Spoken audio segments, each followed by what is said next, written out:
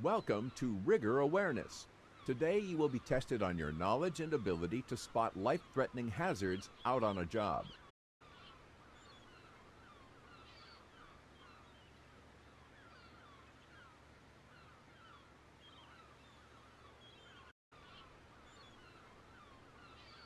Using the remote in your hand, click the trigger on the back of the remote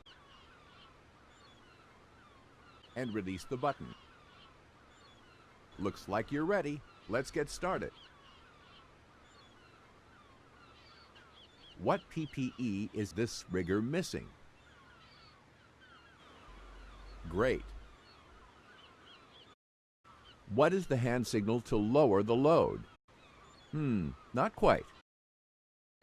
What is wrong with this equipment?